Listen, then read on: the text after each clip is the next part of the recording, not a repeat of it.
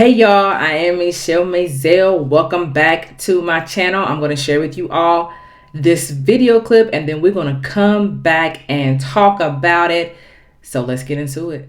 But in Ghana, people are so committed to trying to cheat you out of something, trying to overcharge you, trying to beat you.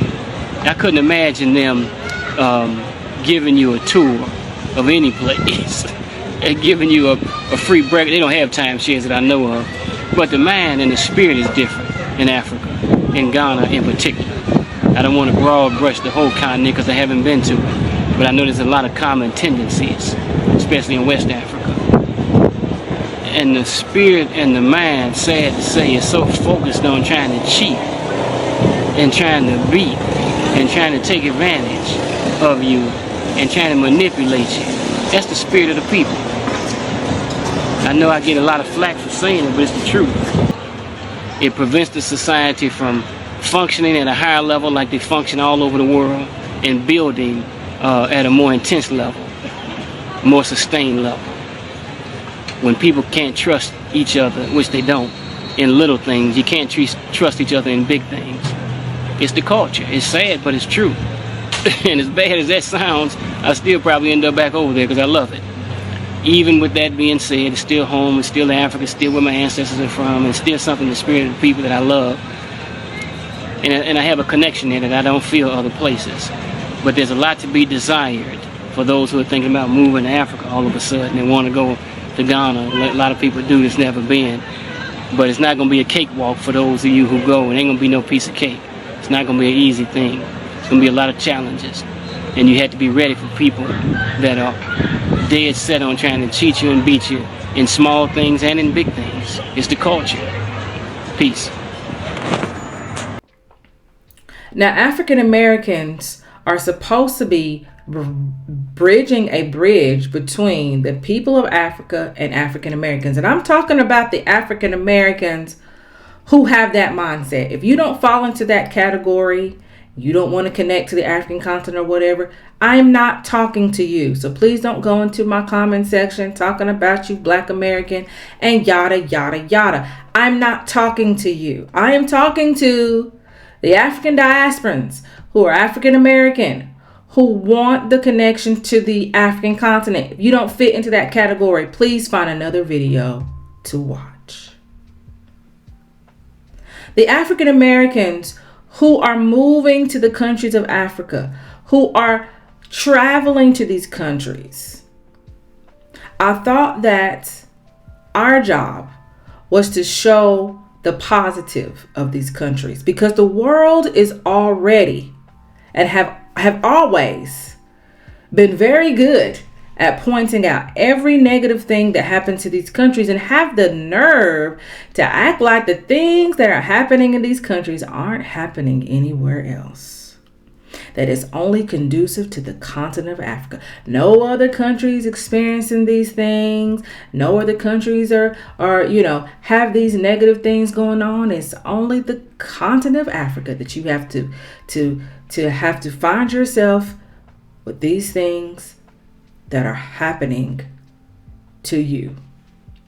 When the year of 2019 was created, since African Americans want to always go back to that, nowhere in the 2019 return did it say that African Americans should be expecting the American standard of life. Nowhere in there did it say that. But you have some African Americans who are going to these countries of Africa and bringing the American standard with them. And then when they realize that the American standard is not going to fit, it will never fit into these countries of Africa, then they want to go onto social media and somehow, make it seem as if these countries of Africa did some type of injustice against them simply because these countries are operating on the standards that these countries already had in place before you got there. Now, this man did an entire video on the so-called cheating spirit of Ghana based on an experience that he hasn't even shared. Didn't even share where he got this realization from. Nowhere did he say that it happened to him, it happened to somebody else. What happened? Give some type of a story, a background, or something. Don't just say that the continent of the country is a cheating spirit country. The people are cheaters, they're scammers or whatever, and you don't even give no type of backstory. And then people will listen to this video and then just automatically say, well, I guess that's Ghana. That's Ghanaians. And not one time have we heard a solution to any so-called problem that you have. Nowhere in there did you give any type of anything as far as where was you at in this whole situation, in this whole experience? Were you fitting in? Nothing. Absolutely nothing. And that is the problem that I see a lot of times on social media, when you have some African Americans making a whole video demonizing the countries of Africa, and nowhere do they even talk about the experience, which is what should be the importance. They should be talking about the experience, and then they should be educating the next African American on how not to go through that experience. And they need to be as specific as possible.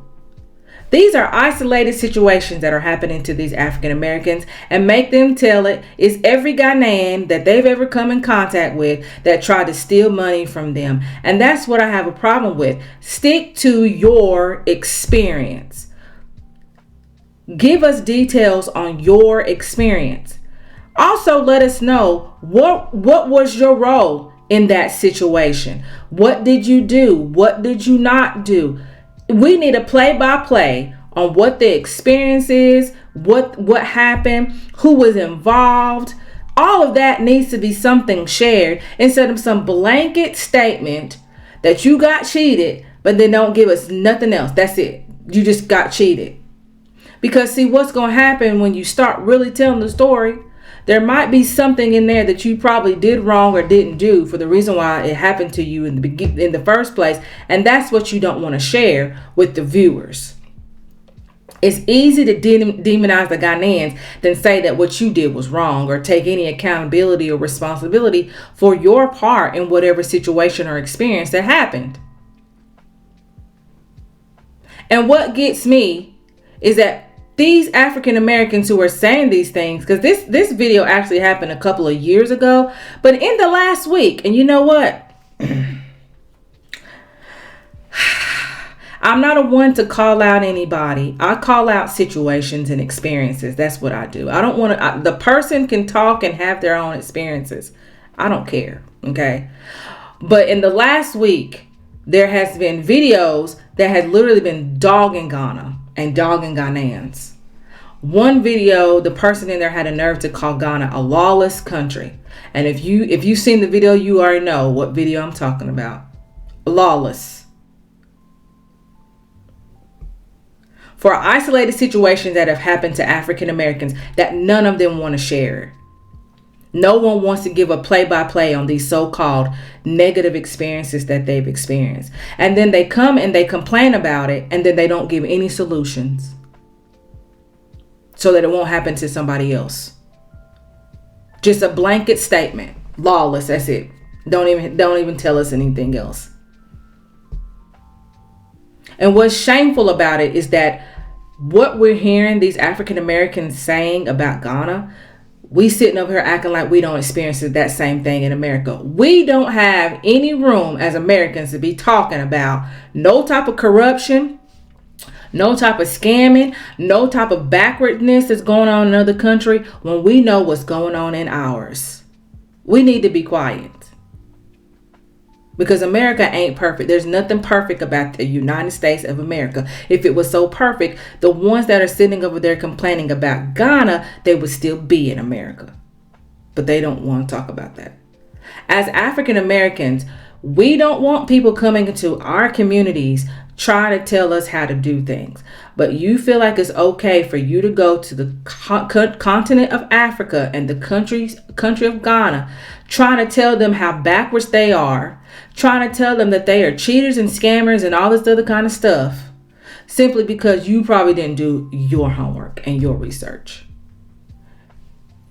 The things that you're doing in Ghana are the same things that you would never do in the United States of America.